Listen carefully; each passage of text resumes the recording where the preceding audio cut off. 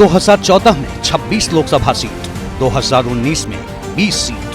पूर्वांचल में पिछले 2 चुनाव का प्रदर्शन एनडीए करेगा रिपीट। भारत माता की, भारत माता की। पूर्वांचल की जिन 14 सीटों पर वोटिंग हो चुकी है, वहां अखिलेश यादव का पूरा जोर पीडीए फॉर्मूले पर रहा और यही रणनीति पूर्वांचल की बाकी बची 13 सीटों पर है, जबकि बीजेपी ने पूरी ताकत लगा रखी है। समाजवादी पार्टी के गुंडे माफिया आज उन्हीं का मंच तोड़ रहे हैं। यही पढ़ा लिखा अनपढ़ अखिलेश ये क्या बोलता था, भारत तो अनपढ़ों का देश है, इसका डिजिटलाइजेशन करके क्या करोगे। छठे चरण की वोटिंग के बाद वाराणसी से गोरखपुर और मिर्जापुर से मऊ और बलिया तक चुनावी शोर कुछ ज्यादा ही जोर से सुनाई दे रहा है। विकास, बेरोजगारी, महंगाई और इन सब से ऊपर धर्म, जाति और आरक्षण के नाम पर तपती सियासत। अब कोई मन की बात नहीं सुनना चाहता है, सब संविधान की बात सुनना चाहते हैं, संविधान के रास्ते चलना चाहते हैं। सियासत का कारवां फुल स्पीड में पूर्वांचल की बची हुई सीटों पर दौड़ रहा है।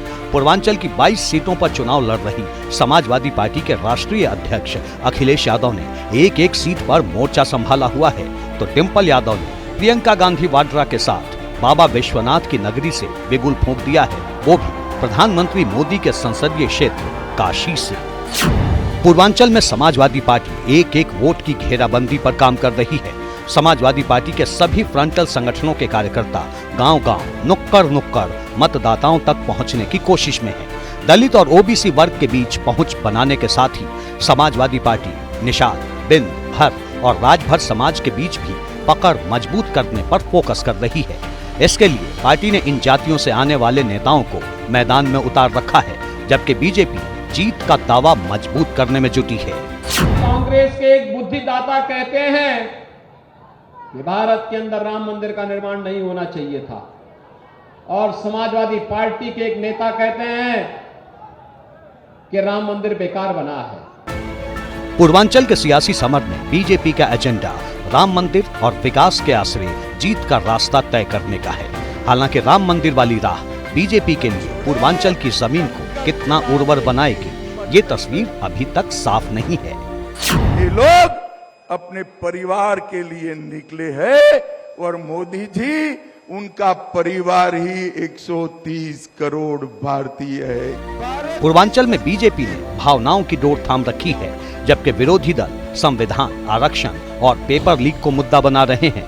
तीसरे मोर्चे के रूप में मैदान में ताल ठोक रही बीएसपी की लाइन इन सब से जुदा है। इस देश में तो कांग्रेस, बीजेपी, अन्य जो और भी विरोधी पार्टियां हैं, बीएसपी को छोड़कर इन्होंने बॉन्ड के जरिए इस देश के बड़े बड़े पूंजीपतियों व धन्ना सेठों से अपनी पार्टी के संगठन को चलाने के लिए व चुनाव आदि लड़ाने के लिए अरबों खरबों रुपया इन्होंने लिया है। लोकसभा चुनाव में बीएसपी के प्रचार पराक्रम की रफ्तार बेहद धीमी रही है। शुरुआत में आकाश आनंद ने जरूर कुछ तेजी दिखाई, फिर उन्हें सभी पदों से हटाया गया तो ब्लू आर्मी का कारवां धीमा होता चला गया। हालांकि आकाश आनंद अब भी पार्टी के स्टार प्रचारक हैं, जबकि मायावती भी रैलियों के जरिए माहौल बना रही हैं। लेकिन चर्चा में बीजेपी और सपा का नाम ही ज्यादा सुनाई दे रहा है।